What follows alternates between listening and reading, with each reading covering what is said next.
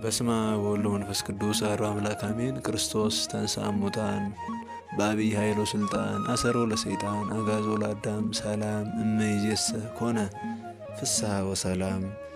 ውድ ኦርቶዶክሳውያን ይህን ድምፅ የምትሰሙ የእግዚአብሔር ቤተሰቦች፣ የድንግል ማርያም የአስራት የቃል ኪዳን ልጆች፣ የቅዱስ መስቀሉ ባለሟሎች፣ የቅዱሳን ሁሉ ወዳጆች እግዚአብሔር የፍጹም ሰላምታ ቃል ሰላም እላችኋለሁ። እንኳን ለብርሃነ ትንሣኤው በሰላም በሰናይ ደረሳችሁ።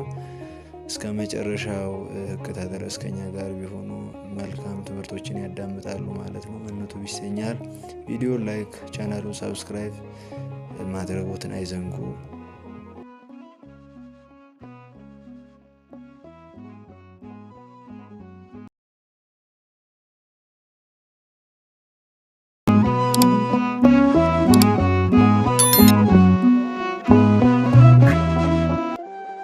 ክርስቶስ በመቃብር ሳለ 3 ዕለታት በመቃብር እንደሚቆይ በነቢያት ትንቢት በሐዋርያት ስብከትም ራሱ 3 ዕለታት እንደሚቆይ ነግሮን ነበረ።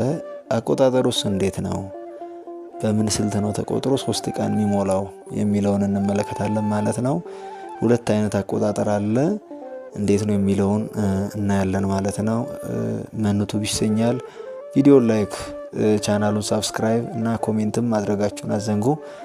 እስከ መጨረሻው ከኛ ጋር ይሆኑ። ሰላም እግዚአብሔር ከኔም ከእናንተም ጋር ይሁን፣ አሜን። እንግዲህ ክርስቶስ አምላካችን በአይሁዳውያን እጅ ለፍርድ ቀርቦ ለኛ ለሐዋርያዎች ለልጆቹ ብሎ ተሰቅሎ እንደሆነ መጻሕፍታትም ይናገራሉ። አባቶቻችን ያስተማራሉ። የታመነ የታወቀ ሲሆን ግን በመቃብር 3 ዕለታት እንደሚቆይ ተናግሮ ነበር። ራሱ ቅዱሳን ሐዋርያትም ያስተማረ ዮናስ በአሳ አንበሪ ሆድ 3 መዓልት 3 ሌሊት እንደቆየ ሁሉ እያለ የሰው ልጅም በመቃብር 3 ዕለት እንደሚቆይ ብሎ ለሐዋርያትም ሲነግራቸው ነበረ። ዮናስም በብሉይ ኪዳን ምሳሌነቱ የጌታችን የመድኃኒታችን ኢየሱስ ክርስቶስ እንደሆነ፣ አሳ አንበሪው ደግሞ እንደ መቃብር ሆኖ ምሳሌው የመቃብሩ ሲሆን ይሄ 3 ዕለት እንዴት ነው አቆጣጠሩ የሚለውን እንመለከታለን ማለት ነው። የመጀመሪያው አቆጣጠር ምንድነው ቢሉ ልክ መስቀል ላይ የተሰቀለበት 6 ሰዓት ነው። ከ6 ሰዓት እስከ 9 ሰዓት መስቀል ላይ ቆይቶ ነበር።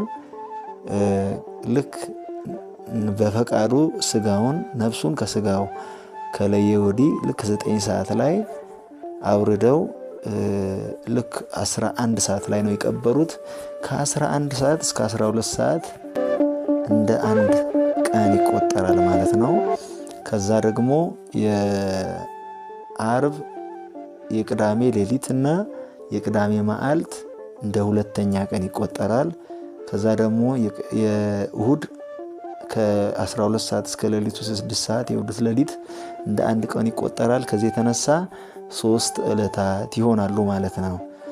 ሌላው 2ኛ አቆጣጠር ሊቃውንቱ እንደሚሉት ከሆነ ልክ መቃብር ላይ ከመሰቀሉ በፊት ያሉት ከዓርብ ጠዋት ጀምሮ እስከ ተሰቀለበት 6 ሰዓት ያለው እንደ ያው ሌሊት ሲቆጠር ለአንድ ዕለት የሚቆጠረው 12 ሰዓትና 12 ሰዓት እንደሆኑ ይታወቃልና በብሉይ ኪዳን ኦሪት ዘፍጥረትም ምን ይለናል?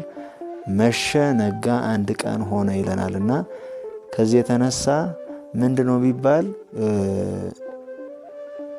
ልክ ከመቃብር ላይ መስቀል ላይ የተሰቀለበት 6 ሰዓት ነው። ከ6 ሰዓት እስከ 9 ሰዓት ሰማዩ ምድሩ ጨልሞ ነበር። የጌታችን የኢየሱስ ክርስቶስን ሕማሙን፣ መከራውን፣ ስቅላቱን ጨረቃም ደም ለብሳ ነበር። ፀሐይም ብርሃኗን ከልክላ ነበረ። ጨለማ ስለሆነ ከእሱ ጋር እና ደግሞ ከ9 ሰዓት እስከ 11 ሰዓት እስከ ምሽቱ ድረስ ብርሃን ነበረ። እሱ እንደ አንድ ቀን ይቆጠራል። ከዛ ልክ ከ11 ሰዓት እስከ 12 ሰዓት ብርሃን ነበረ። ከ12 ሰዓት ብርሃን ሌሊቱ ደግሞ የቅዳሜ ሌሊት ነበረ። 2ኛ ቀን ሆኖ ይቆጠራል ማለት ነው። ከዚያ ወዲህ የቅዳሜ መዓልት የቀኑ 12 ሰዓታትና ልክ ከሌሊት የእሁድ ሌሊት አጥቢያ ከ12 ሰዓት እስከ 6 ሰዓት ያለው 3ኛ ቀን ሆኖ ይውላል ማለት ነው። ሊቃውንቱ በዚህ ልክ ክርስቶስ 3 መዓልት 3 ሌሊት ቆይቷል ብለው አባቶቻችን ያስተምራሉ ማለት ነው። በዚህ አይነት አቆጣጠር ነው ክርስቶስ 3 መዓልት 3 ሌሊት በከርሰ መቃብር እንደቆየ አባቶቻችን የሚያስተምሩን ማለት ነው። ይህን ድምፅ የምታዳምጡላችሁ ልናውቅ ልንረዳ የሚያስፈልገን ጉዳይ ስለሆነ በማስተዋል ማዳመጥ ያስፈልጋል ማለት ነው። ድጋፋችሁ እንዳይለየን። ለእናንተ ቀላል ነው፣ ለእኔ ደግሞ ትልቅ ነገር ስለሆነ ሌሎችም ትምህርቱ ተደራሽ እንዲሆን ላይክ ማድረጋችሁን ቪዲዮን አይዘንጉ። ቻናሉን ደግሞ ሳብስክራይብ ያድርጉ። እንዲሁም ደግሞ ኮሜንት ላይ መልእክትም ቢያስቀምጡ ለእኛ ድጋፍ ስለሆነ እንዳይዘነጉ። የአምላካችን የቅዱስ እግዚአብሔር ቸርነት ምሕረቱ የእናቱ ጸሎት የቅዱሳኑ ረዳትነት ከኔም ከእናንተም ጋር ይሁን። የብርሃነ መስቀሉ የብርሃነ ትንሣኤውን ብርሃን ለሁላችን ለኦርቶዶክሳውያን ያብራልን። ሰላም እግዚአብሔር ከኔም ከእናንተም ጋር ይሁን። አሜን። ይቆየን።